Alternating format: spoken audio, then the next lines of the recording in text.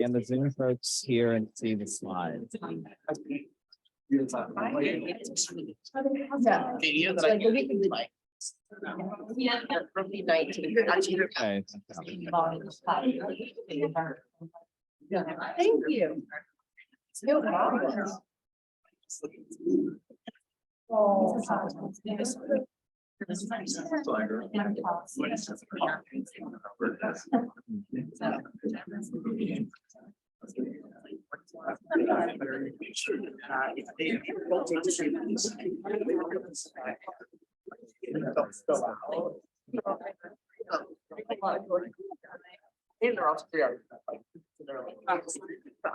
definitely did. I had only one piece on that. I couldn't figure out. Yeah. That got me.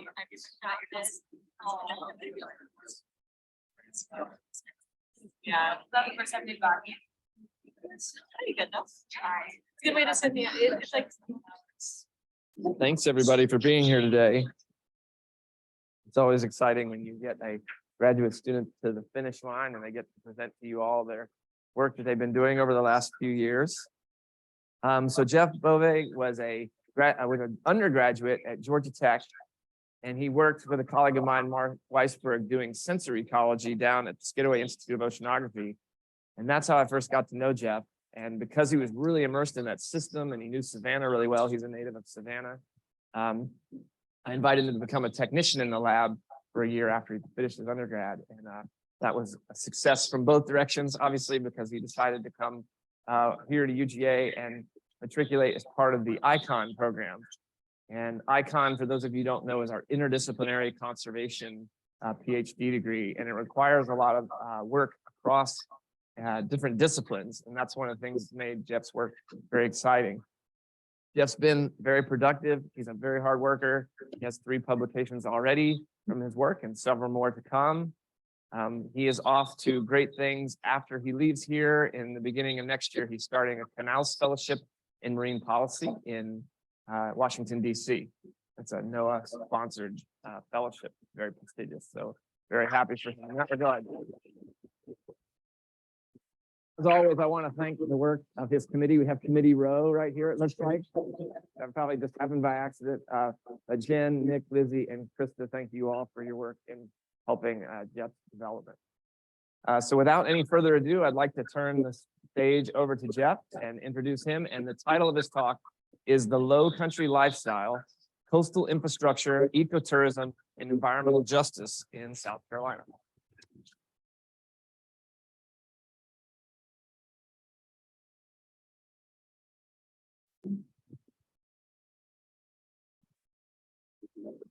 Thank you. All right, thanks everyone for coming. As Jeb said, I'm Jeff. So let's just go ahead and we'll start.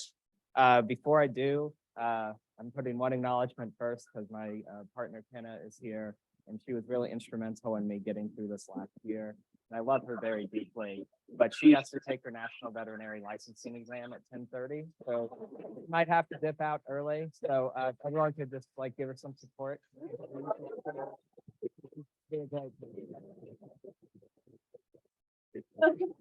I love you and you're gonna do good. All right. Okay, so now to the substance of the talk. So I'm going to go through this talk in 4 parts. First, I'm going to quickly introduce some of the background theory that I drew from in this project so you get familiar with it. Then I'm going to discuss some of my work dealing with EJ and coastal infrastructure. Third, I'm going to discuss a detailed case study of ecotourism on Bay Point Island, which is located in South Carolina. And then I'll tie those things together and provide some concluding thoughts. So in this section, I'm going to quickly familiarize y'all with some of the background research my work is informed by, and then how it relates to my study system of South Carolina. And there are 2 broad fields of research that I draw on for my work. The first is environmental justice, and the second is political ecology. Environmental justice, just as good a definition as you can get such a broad field, is both a social movement and a field of academic study that deals with alleviating environmental benefits and burdens that are distributed unequally. And for EJ, that inequity or inequality can exist across multiple forms of identity that are embodied in specific contexts and locations. So in the context of the US, we often think about things in terms of race and class, and the most common EJ focus is on race and class, and that's what my work will be on. But gender, ethnicity, religious identity, age, caste, these are all things that EJ could address as different forms of social hierarchy.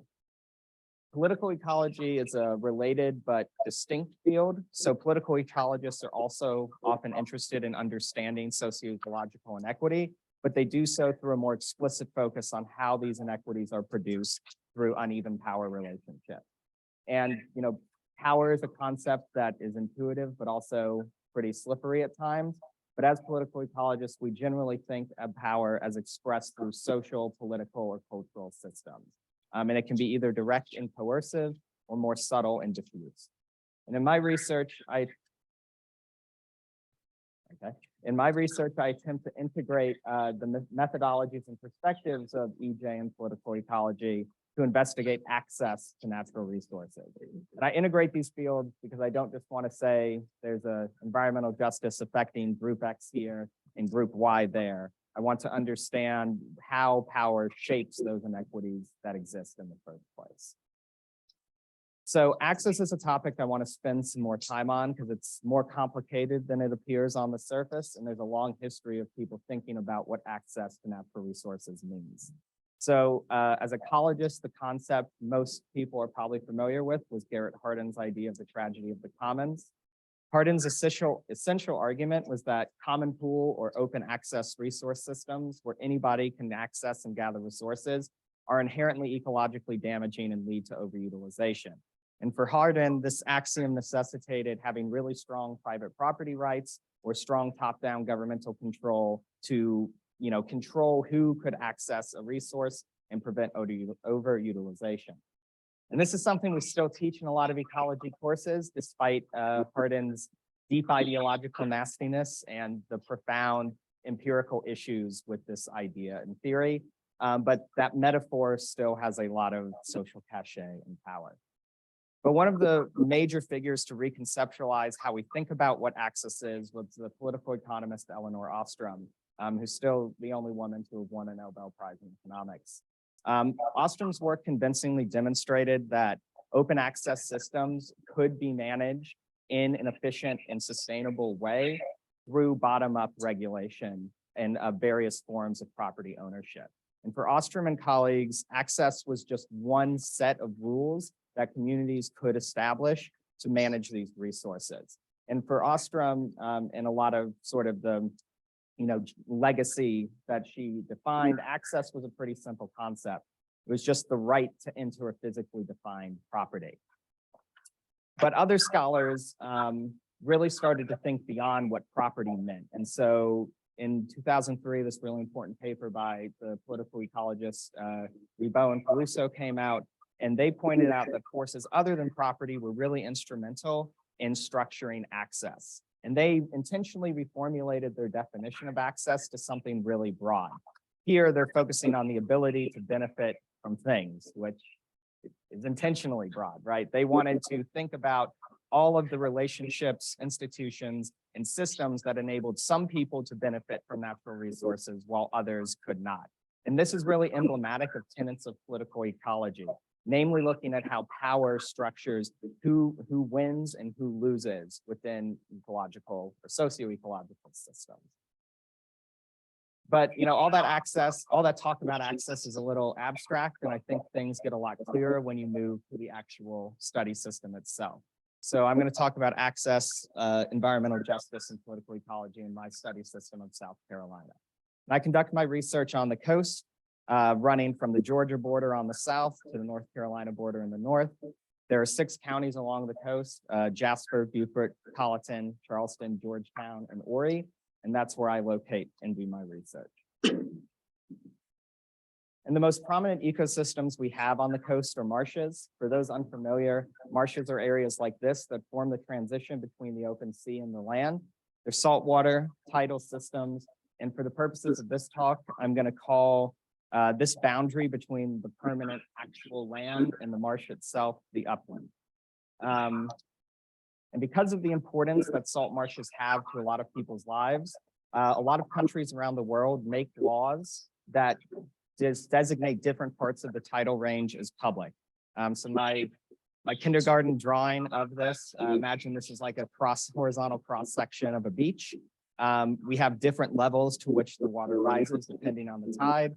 And in the US, most of our states, including South Carolina and all states in the Southeast, hold that all land up to and below the mean high water mark is public property. It can't be privately owned. It's there for the common good. And that's a derivative of British and Roman common law here in the US. But just because something is public in law doesn't mean that it's functionally public in fact.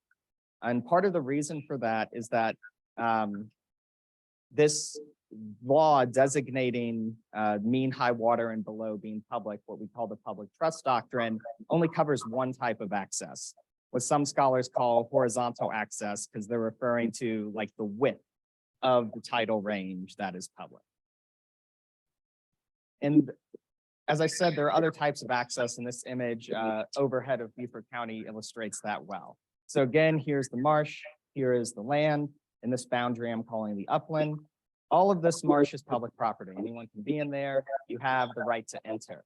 So if you think from that legal perspective of the public trust doctrine, and you think back to that definition of access from Ostrom, then the right to enter has been secured. It's defined in law. Anybody can be there. So your right is preserved through the public trust doctrine. But that's just one type of access, horizontal access. And you might ask yourself, if you live in this house in blue, how do you get to the water? You only live 300 yards away from the river's edge, but all of the land along the upland is private property, so you would have to trespass to get to the river.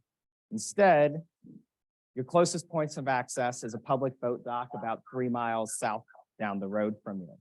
And so some scholars call this vertical access because it's referring to how someone from the periphery gets to the water's edge. And so already, I think in this example, you can start to see that there's a breakdown between the de jure or legal and de facto or real world or lived interactions with public access and marshes, because widespread privatization of the upland could cut off your vertical access to the river. And the reason I locate my research in South Carolina is because the state's history sets the stage for potential EJ issues in marsh access.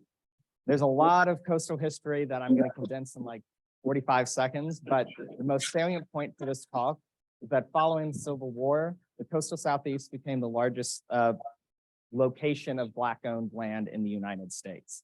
And a prominent group of Black Americans along the South Carolina coast are the Gullah Geechee, who are federally recognized cultural group that have their own language, customs, traditions, foodways, religious practices. And it's important to recognize that although a lot of accounts portray them as a historic culture, they're very much still present and living along the Southeast coast. And in these areas, coastal Black residents and the Gullah Geechee relied on small-scale agriculture, fishing in the estuaries, and systems of communal support to organize their economic and subsistence activity, what some might call a makeshift economy. But around the 1950s, the coastal tourism and real estate economies began to rapidly develop, and concomitantly, we saw Black land loss accompany that. And so what I saw again and again as I was reading about this history or talking to people about it was either the implicit or explicit recognition that this transition in property ownership had transformed people's relationship with their environment.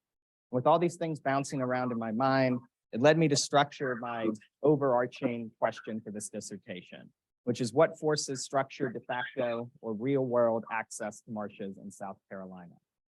And this is where an integration of EJ and political ecology becomes powerful, because you can not only examine spatial patterns of access across a large scale, but you can also put whatever patterns I find in conversation with the work of other political ecologists or environmental historians to understand how power either operated through private property relationships or through other systems of access, which I will discuss in part 3, influence people's ability to get to the water. All right, so now moving to part two. My focus in this next section is to analyze whether vertical access is distributed equitably across race and class in South Carolina. The first part of this work's already published in Ecological Applications, and I'll be submitting the second part of it soon. So as I was saying, vertical access is really about the distribution of private and public property along the upland. But the tricky thing is figuring out which areas are public and which areas are private. There's not a database that will tell you that. And my solution was to look at coastal infrastructure. You can see along the stretch of the Beaufort River, there are several different types of infrastructure that provide people access to the water. We have this public boat landing and public fishing pier in blue. We have dozens of private personal docks in yellow, and we have a marina here in red. And I'm not gonna focus on marinas in this talk because they're this weird in between, they're a business, so they're not public, but they're not private in the way someone's like personal dock is. So I'm just gonna ignore them for this talk. And collectively, I refer to this kind of infrastructure as water access infrastructure, or WAI, which you can see on the screen. And you'll see, and I'll say that term several times throughout this talk. And whenever I say dock, I'm referring specifically to private personal docks. If I'm referring to something public, I will specifically say it's public. So this led me to define a more developed and refined question for the purposes of this section. And what I landed on was, are public and private WAI equitably distributed along lines of race and class on the coast? And because of my readings from coastal history and my own experiences living in this system, I hypothesized that whiter and wealthier households would have both more public and private WAI. So I'm not going to belabor the statistics or methods in this talk. I'm just going to provide a broad overview because I want you to actually enjoy and learn something from it, not be bored. But infrastructure data for this project was gathered from South Carolina's Ocean and Coastal Resource Management Division, and I'm immensely grateful to them because they saved me like hundreds of hours of work, because this is every single dock in public WAI on the South Carolina coast, and some poor soul digitized all, 43 public fishing piers, 124 public boat landings, and 11,953 private docks. So thank you to whatever nameless bureaucrat. And if we focus on just this one tiny little section of the coastline here, you can see this overhead. There are 41 docks, 1 boat ramp, and 1 public fishing pier in this image. If you overlay the GIS data I got from it, that's what it looks like. So you have a really high resolution, high quality look at what infrastructure is present where. So I had all the information about where public and private WAI were, but now I needed to know about the population along those areas. I got this information from the Census Bureau, so I'm going to introduce you to an important term you'll hear throughout this section. The census is obviously geographic, and starting out, we all know we have states that we divide into counties. And the Census Bureau goes further. They divide counties into these things called tracts, and then tracts themselves are divided up into census block groups. So like we've got South Carolina, we've got Georgetown County, we've got 1 tract in Georgetown County, and that 1 tract has 7 block groups that make it up. And block groups are generally the smallest or the finest grain spatial resolution demographic data you can get. There is finer grain resolution, but the census releases it 70 years after it was collected. So I'll be able to like really do this perfectly by the time I'm done. But this is an important term, so you'll hear CBG or block group a lot. So across the South Carolina coast, there are 573 of these block groups. I further divided them into whether they were primarily on a freshwater river, a marsh, a beach, or whether they were landlocked. And obviously landlocked things can't have water access infrastructure, so I just removed them from the analysis. And in all of these areas, I counted the total number of private and public WAI, and then I also gathered demographic information about the population. I conducted 4 major analyses in this section. The first was a simple point density map of public and private access along the coast. And point density maps work by dividing your study area into a grid of consistent squares. So let's say the overall square is your whole study area. You divide it into an even grid. And then let's imagine those triangles are a dock or public piers or whatever you want. It's just something you're counting. You then draw a search circle of the size you define from the center of every single one of those little squares, and you just count how many things you find within that search area. And so that gives you a density because you have a count divided by the area of that circle. And so what I did is I established two search radii to mimic driving versus walking distance. So I had a search radius of 10 kilometers or 6 miles and a search radius of 1.6 kilometers or 1 mile. And so I did that to mimic driving versus walking. Now, of course, those choices are arbitrary, but I think they reasonably represent how far the average person would be willing to ride versus walk to get somewhere. I then did statistical analyses using general linearized mixed models at the census block group level to examine the justice aspects of dock and public WAI distribution. I conducted 3 GLMMs with 3 different response variables. The first was a simple logistic regression, just looking at the presence or absence of public access in a block group. The second was an analysis of the average distance required to travel to the nearest public access point following a real road network. And the final was an analysis of dock abundance. And I used a relatively small pool of fixed effects here. And this was based on literature searches similar systems and my own experience within this system. And median household income and percent white are my variables of interest. So I'm only going to report results for them for the purposes of this talk. And lastly, I included random effects for census tract and county to account for the spatial nestedness of demographic data. So this is the point density map, and I'm going to walk you through understanding it. The figure on the left here shows private docks within 10 kilometers of each tiny little cell in the area. And the figure on the right is public access within that same search distance. And the color ramp for all of these photos goes from white to red as you get into areas of increasing density of infrastructure.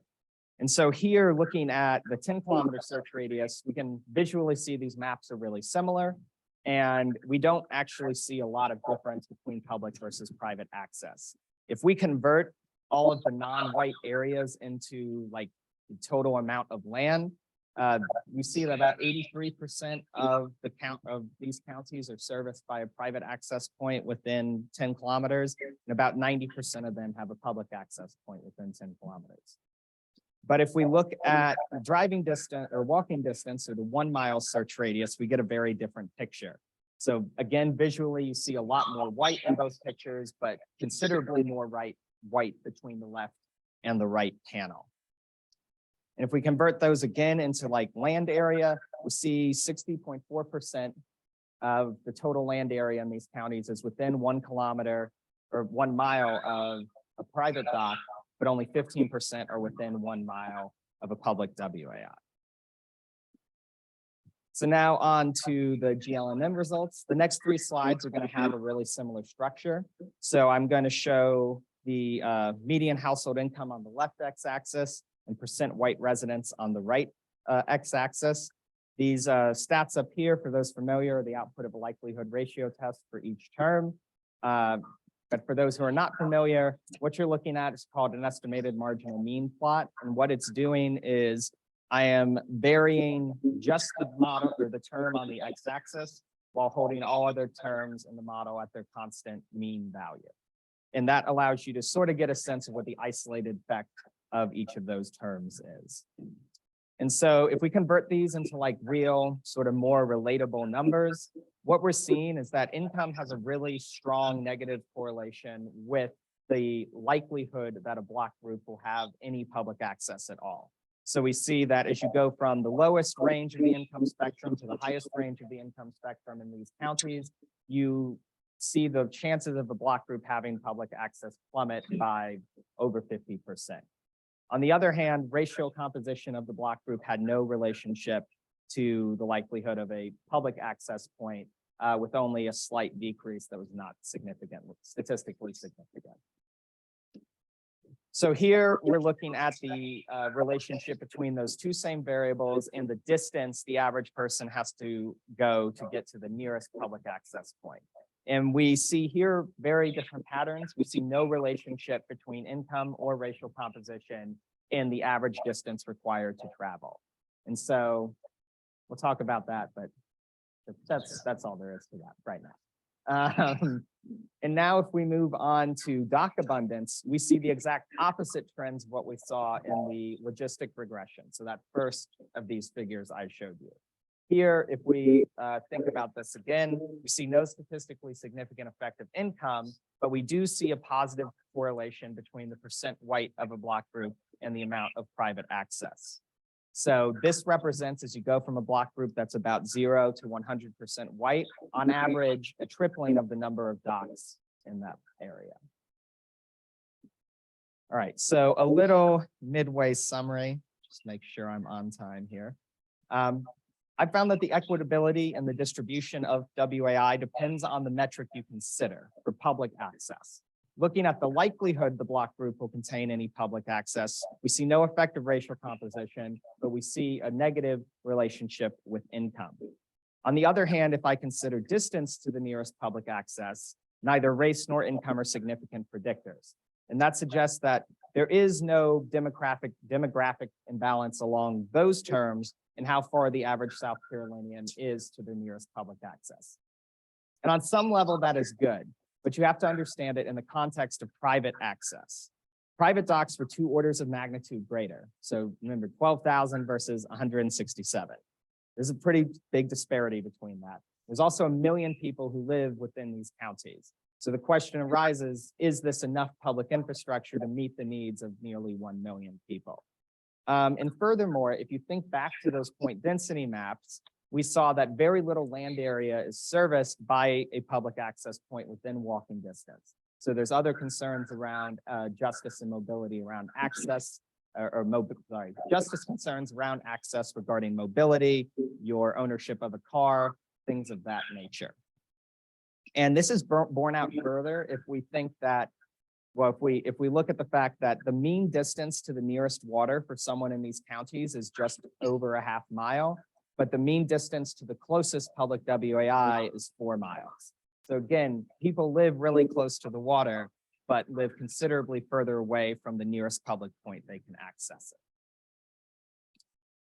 And not only is there this massive mismatch in the number of public and private WAI, but then we look at docks and we see the strong imbalance of docks along racial lines. There's significantly more docks occurring in areas with a larger white population. When you consider this together, the paucity and patchiness of public access with the strong racial imbalance in the number of docks, I suggest this is strong evidence that there's an environmental injustice in vertical access to marshes in South Carolina. But you may remember, actually I didn't say, because I skipped it. This data was only from 2016. And so you might ask yourself, well, what does that tell you? It's just one point in time, maybe it's a fluke. And I know, I thought that too. And so that brings me to another chapter where I did a longitudinal analysis of docks from the 1950s to 2016. And I did this looking at historic photos and tracking docks through time. And I only looked at docks because records of public access are really poorly kept, and I couldn't find any prior to 1990. So I had no choice but to ignore them. And so I looked at general development patterns of these docks, and I analyzed their distribution using the same sort of methodology from 1994, 1999, 2011, and then the 2016 data I just showed you. And in this chapter, I was interested in whether those patterns and relationships I found in 2016 were consistent through time or if they were shifting. And I'd like to thank here Scott Markley in geography. He helped me get this historic census data into a usable format, and working with historic censuses is very confusing, and I was very happy to have like a good demographer to help me with that. And just to give you a sense, here's what these photos look like on Hilton Head. You can see here, this is the same exact area, and this is 1959. In this area, we had no docks, no houses, no nothing. It's just a patch of forest. And then 13 years later, we have 32 houses in this little stretch with a dock each. You can also see they cut their own little channel so that people on the backside could have permanent access to deep water, which probably helped form this new salt pan here. And all this development occurred in just 13 years. So it was really amazing looking at these photos. And I'd like to thank Murphy Belknap Alana Dodd, Cheney Flood, and Sarah Pena, who helped me go through 2.3 terabytes of these, which, if you're not familiar, is thousands and thousands of photos like this. And we counted every single dock and every single photo over 6 decades to figure this out. And I'd like to thank Bill Sutta at the USC Library who made all of this imagery available. And I apologize for the hours I kept him at his desk, just like dragging files into my external hard drive. So there is a lot that I looked at here, and I don't have time to get through it, so I'm just going to hit the main points. The first is that docks have grown exponentially along the South Carolina coast. We see a bit of a stop and start pattern, but all told, we went from 945 docks in 1960 to 12,000 docks in 2016. And it's a rough way to do it, admittedly, but if you fit a simple exponential growth curve to this data, and you look at our little R term, we see that the growth rate of docks is roughly double the growth rate of the overall population or the number of housing units. So really explosive and exponential growth of these structures. There seems to be a little evidence of it tapering off, but you know, we'll see when we get the next set of imagery I can work with. And if you want to look at what that looks like on the landscape, here's a GIF of dock development. So we're cycling through decades, and each colored point is a dock built in a different year. And so you can see really explosive growth between the 80s and 90s. So coming up, wait for it, loads of stuff, and then another explosive decade of growth there. And so here are the results of that similar GLMM of dock abundance I did in each decade. Income again showed no correlation with dock count, so I've just removed it so you get a better look at this figure itself. And I also haven't shown the error ribbons here just so you get a better view of the trends. But if you want error ribbons, there they are. But overall, the message here is that we see this pattern consistent through time, that if you have an area with a larger share white population, you tend to see a larger number of docks within that block group. So to wrap this section up, I want to first emphasize that I'm making any statements about equity and access cautiously. While I think these results are really useful and revealing, access has many more dimensions than mapping or statistics can address. And it's just this is one of the first detailed looks at this kind of question in the area. So there is a lot more to figure out. But I'll discuss some of these limitations at the end of the talk and think through that. But despite the limitations, I think these studies are powerful and they demonstrate an environmental injustice in marsh access for Black and Gullah Geechee South Carolinians. And the reason for that is there are 2 main components. First, again, we have a really low number of public access points, particularly when you consider access points within walking distance. And second, docks are more abundant in white areas and have been that way since at least 1994. And this is where political ecology perspective is helpful, because I found this pattern. And you might ask, okay, what is the mechanism driving that pattern? And I would argue that because docks act as a proxy for private property, this research is strongly implicating historic and contemporary property dynamics that cause Black and Gullah Geechee land loss as a major driver of these contemporary imbalances in public and private access. And of course, there are alternative mechanisms that might explain this, and I'm happy to discuss those, but overall, I think the weight of historical evidence really points to property dynamics being a major driver in contemporary access issues. All right, so we're going to pivot somewhat, quite a bit methodologically. But as a student in the ICON program, I employ mixed methodologies to approach my major question. And now that I've covered the quantitative aspects of my research, I want to move to my final chapter, which is a detailed case study of an ecotourism resort planned for this island in Beaufort County, South Carolina. This is Bay Point Island. You can see it at the high tide. And I decided to focus on Bay Point after attending a public meeting about this proposed ecotourism resort in October of 2019. The meeting was very contentious. Residents were very upset. They were loudly decrying the planned resort, and the developers were countering, trying to say, oh, this is going to be wonderful for the community. And I was really interested in how contentious and viscerally angry a lot of people were about this being here. And a big concern that people were raising was that the resort would cause them to lose access to the area around Bay Point. And the confrontational nature of that meeting was revealing for me because many parts of the South Carolina coast are already tourism-dominated economies. And ecotourism would seem a natural fit for this area because, as ecotourism sort of self-describes, it's a form of nature-based tourism that operates in an environmentally sustainable way, while also emphasizing education for guests and benefiting local communities. And it's a major and growing section of the tourism economy globally. It's really common in the global South. People are generally broadly familiar with the concept as exemplified through states like Costa Rica. And it's often presented as a win-win option for communities because it's promising both conservation and economic development. So in its stated ideals, it feels like a very admirable path for an area that's already defined and dominated by tourism. But as with the Beaufort County residents who showed up to voice their opposition to the resort, a lot of academic work has also questioned this pervasive win-win rhetoric. But most of the research occurs after these businesses are already operating, and few have examined how ecotourism projects wind their way through local governments on the path to approval or denial. And the reason being able to come in at that point in time is useful is because it allows me to analyze how different groups in support of or opposed to the resort crafted and used narratives about the island to support their positions. And a key perspective of political ecology is that knowledge about the environment is not neutral. Debates over knowledge and the production of that knowledge itself is part of the political process.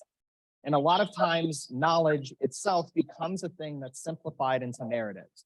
And by narratives, as something that's maybe a little easier to grasp onto, I'm talking in a way about literal stories that have antagonists, they have protagonists, they have conflicts, they have resolutions, and they're ways that people synthesize complex information about a shifting and dynamic world into something that's stable and cohesive so that they can understand it. And understanding how groups construct narratives is revealing of how they are situated relative to each other and their ideological priorities. Because narratives aren't just something that groups tell themselves, there's something that they use as rhetorical devices when they're talking to local government decision makers about whether to approve the resort or not. And how local governments interact with these narratives is important because it's constitutive of and it shapes power relationships between groups. It could provide opportunities for the democratization of knowledge, or it could reinforce existing social hierarchy. So to give you a little more context, here is a map of the area. If you're wondering where Bay Point is, it's right down here. That is the photo on my opening slide. It's 294 acres facing the open Atlantic Ocean and the Port Royal Sound. To the north here is St. Helena Island. It's rural and about home to 8,000 people, and it's one of the largest Gullah Geechee communities in the Southeast. And just down here, you can see the tip of Hilton Head, which is a major tourism destination and home to about 40,000 or so people. Here's a zoomed in overhead of the island.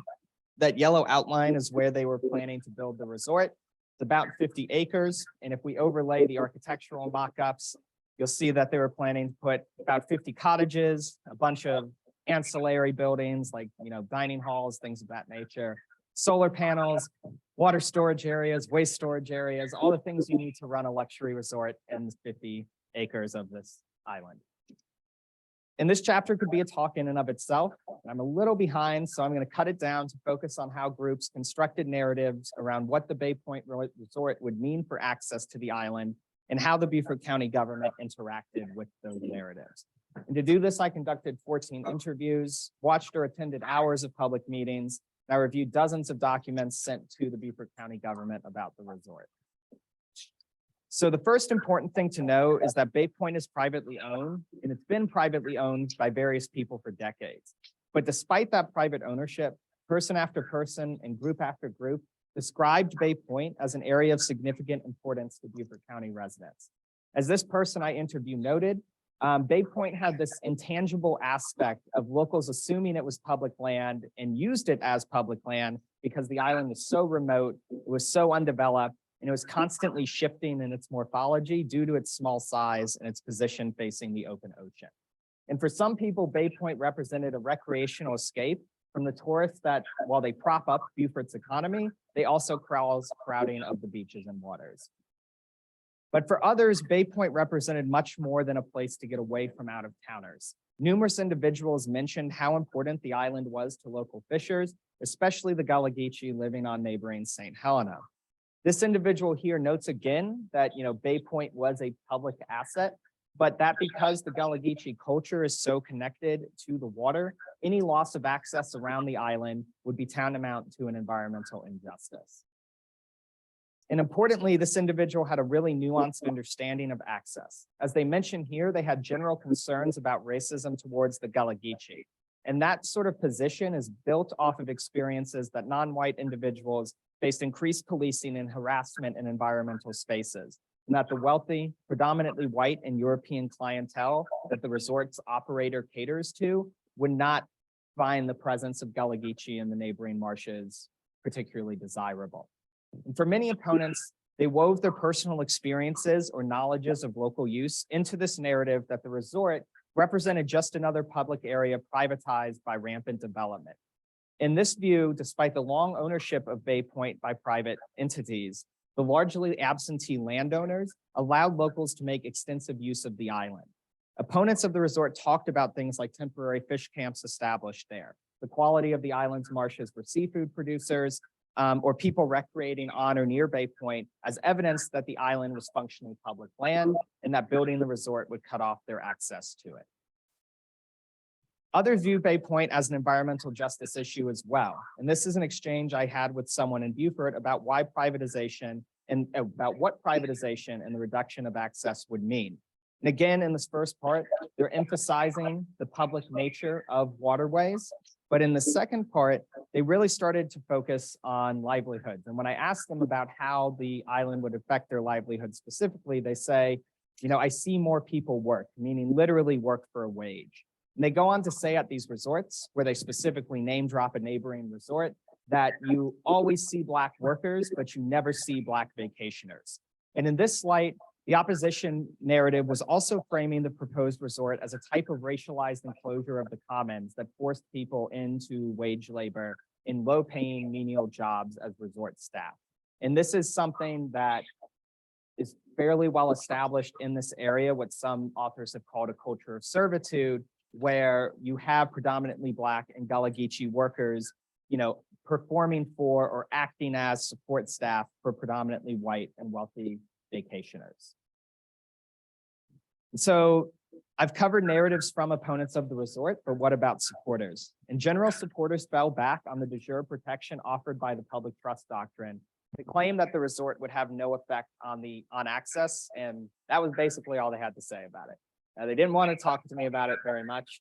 But the only other mentions that they had were a few indirect things like, the island is going to be open for people to come and learn about the resort's sustainability practices. But these were really undeveloped and off-the-cuff comments that they made whenever people in public meetings raised that issue. Oh, okay. So lastly, how did local governments engage with access narratives from supporters and opponents? And again, the answer is they really didn't, and they really did not want to talk to me about it extensively. And part of the reason of that is that opponents didn't raise the access narratives as forcefully with the government officials as they did in interviews with me. And that's a whole other part of the saga that I don't have time to discuss. But another major part is that the government officials did not think of it as an issue. These are quotes from one of my interviews where I directly had to ask Beaufort County officials about access because it wasn't organically coming up. And they dismissed them outright as not concerns because of the public trust doctrine. And so you can see that in the quotes here, right, where they're saying water is a public entity. Nobody has the right to own it, or because of our water laws. They're constantly falling back to this legal definition, but note that they are not engaging with the concerns about access that I raised from opponents, namely that laws don't mean a whole lot when you're in a remote area being harassed by a resort owner. And so this was not a substantial concern of the governments during this deliberative process. So as a summary, access was a major site of narrative formation for opponents of the resort. They tied their personal experiences in losing access, concerns over a racialized labor pool drawn on by resort operators, and the importance of Bay Point to locals, particularly the Gullah Geechee, into this overall narrative that the Bay Point Resort would convert a treasured public asset into an inaccessible playground catering to the wealthiest people on the planet. And for opponents, this was not at all consistent with what they viewed as true ecotourism, which they thought would be something that was locally owned, involved minimal or no overnight housing, and would not be damaging to local culture or resource use. Again, supporters of the resort really did not engage with access at all, and they tended to prioritize their private property rights as the main point of concern that the government should be addressing. Lastly, the legalistic vantage point of the county staff clearly shaped the direction of debate for both supporters and opponents of the resort. The narrow focus that county staff had on horizontal access, as guaranteed by the public trust doctrine, effectively rendered these broader concerns around justice and access null in these decision-making events that occurred throughout the lifetime of the resort. So I've covered a lot, and I want to spend the last 3-ish minutes wrapping up. So at the beginning, I asked this as my overarching question for the dissertation. And a question like this is intentionally big, unwieldy, and there is no single answer. Good luck. First, I demonstrated that vertical access to marshes as mediated through infrastructure shows signs of imbalance among white and non-white South Carolinians. Public access was substantially less common on the landscape, and there was a very spotty distribution of it within walking distance. When you pair that with the positive correlation that positive correlation between dock abundance and the percent of a block group that is white, this suggests that the landscape of vertical access skews in favor of white South Carolinians and could be evidence of an environmental justice issue due to property dynamics in the region. In part 3, I moved beyond property and I investigated the interactions of knowledge and governance around the development of a resort on Bay Point Island. This chapter touched on so much more than I have to talk about. I apologize to my committee for its length, but there's just a lot there that was so interesting. And opponents had broad concerns about access, but despite those concerns, local governments generally dismissed them outright because they felt that the public trust doctrine was doing enough.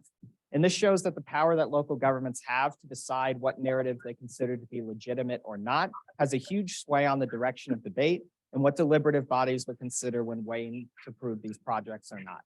Thus, knowledge and governance play a major role in determining how access operates. But since the Bay Point Resort is still ongoing, there's still in legal conflict over it. We'll have to see how it ultimately plays out.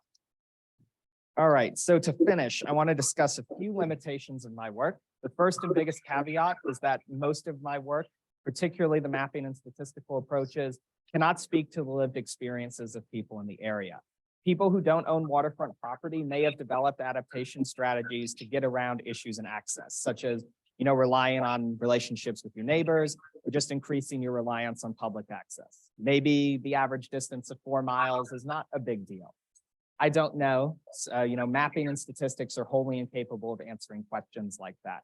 So only through deep engagement with communities can we see if this racial imbalance that I quantified is experienced as an environmental justice by people living there.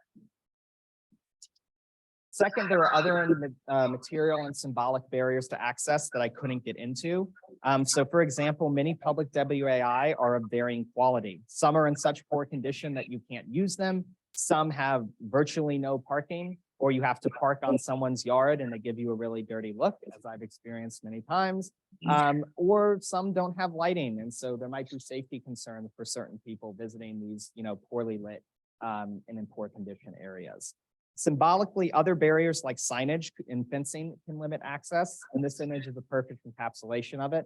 This is the House Creek Fishing Pier on Hilton Head Island. And to get there, you have to drive down this road through the Oakview neighborhood. And this is a public pier built and maintained by the county on a public marsh. But as you first get to the road, this is the sign you're greeted with. And, it makes it really clear that the whole neighborhood is private. But at the bottom, in tiny little font that you can barely see from the road, you see the condition that from dawn to dusk, you have the right to access the public pier there. And so, signage like this is somewhat common, and it can deter, use of these areas because it's making the exclusivity of the region very clear to anyone who is attempting to get to these spaces. And lastly, any mapping or statistical exercise is limited by the scale at which the data is collected. Block groups are the highest spatial resolution that we can get in many instances, but we know that patterns of development occur at much smaller scales, even on the scales of a few hundred meters. You can have substantial differences in the demography of the residents who live there. All right, my final slide. So where does this leave us? And I argue that we need to do more work with Black and Gullah Geechee landowners and people in general to co-produce research into how they understand and situate their access today. I had hoped to be doing this more substantially, but COVID sort of ruined things because a lot of people who I would have worked with were quite elderly. So I had to pivot a bit, but I'm still happy with how things came out. And by co-producing this research, we can create spaces for ameliorating these potential environmental injustices and access. There are a spectrum of options that can arise from this, some of which people on the ground are already pushing for. On the more tempered and some might say politically expedient side, you have things like pushing local governments to be more systematic in their acquisition and maintenance of public access. We could also push for laws that begin to expand the public trust doctrine to consider vertical access. So things like ensuring cut-through protections through private property or buying up buffers between properties so the people who don't own waterfront property can get to the marsh more easily. And third, we could push for a larger reparations package in which we are compensating Black and Gullah Geechee landowners for the land theft and loss they have experienced, and helping people who have maintained and held on to their property to continue to do so through things like property tax easements or reconfiguration of our heirs property laws. That is obviously a much broader conversation, and I'm happy to talk about it more, but these are all things we could do. And all of this is to say we don't have to accept the status quo. There are people already working for these things, but without reconfiguring how we think about vertical access and elevating those concerns in land use decisions, something that's enshrined as a public asset in law will continue to turn into a private playground, in fact. All right, so, okay, I'm pretty good.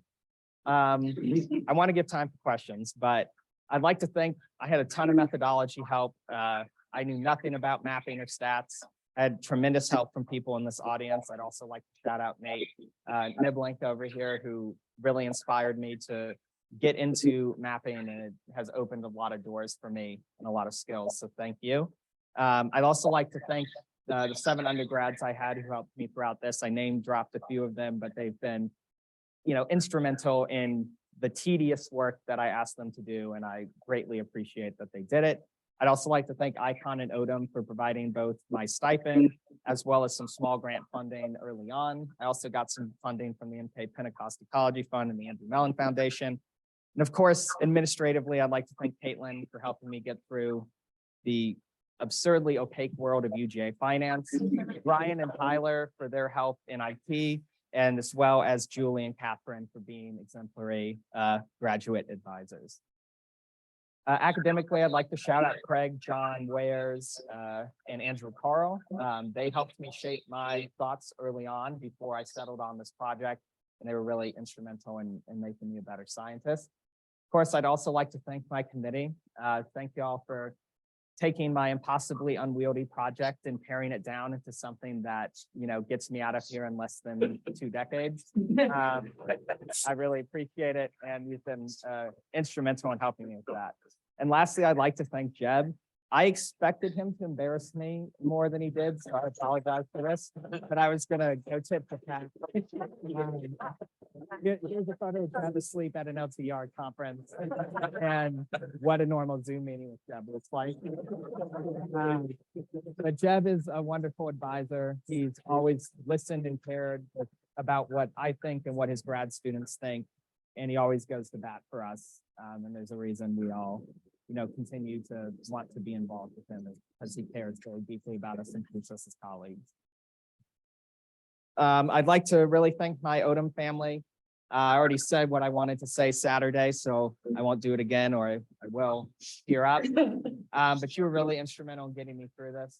Grad school is hard. Your goals are amorphous.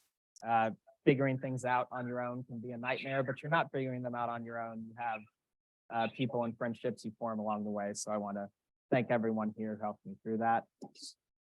I'd like to thank my Savannah family, a lot of who could make it today. I already told you, I hope my written acknowledgements could make you tear up, so I'm going to move on before I get too mushy as well, but I love all of you and I'm happy you made it.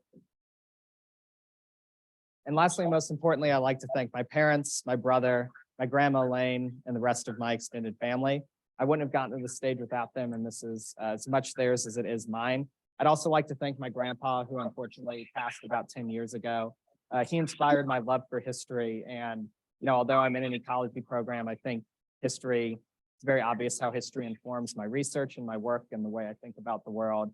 And so I'd like to thank him for getting me into that. And of course, my wonderful marsh exploring buddies who sadly are no longer with us either. But yeah, with that, I'll take any questions.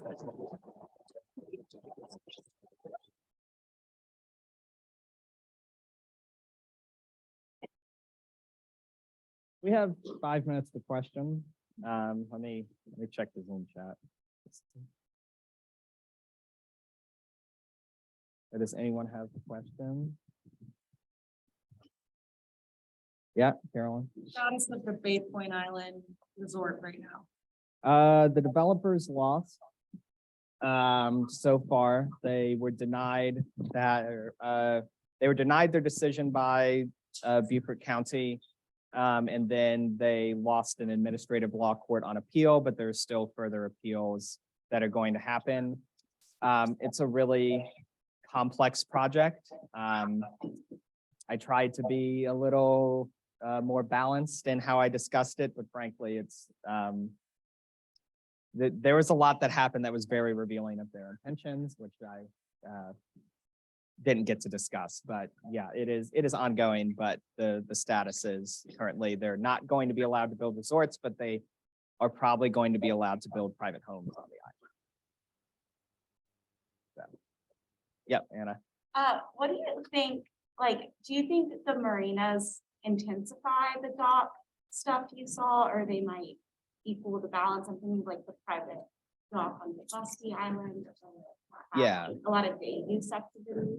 Yeah, so I mean, part of the function of marina though is you have to have the capacity to own a boat, which a lot of people who I have discussed, in informal conversations with, make it clear that that is another massive barrier. So, one, you just have to have that capacity to even make use of the marina, because they're not going to let you just go there and like fish or something. It's a boat storage and movement location.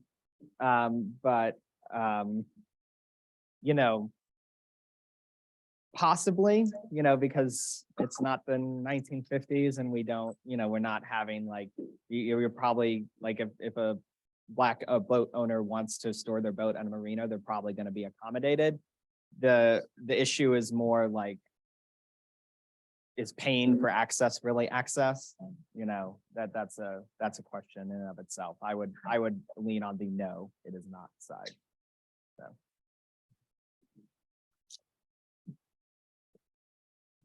Anyone else? Anyone in the chat? All right, well, let's thank Jeff again for his talk.